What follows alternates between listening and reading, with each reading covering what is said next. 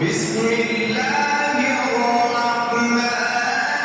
الرحيم لا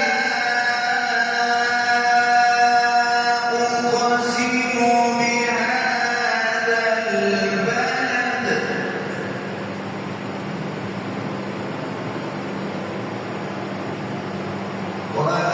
وأنت حل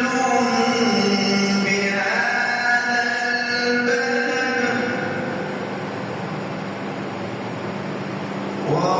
ووالد وما ولد لقد خلقنا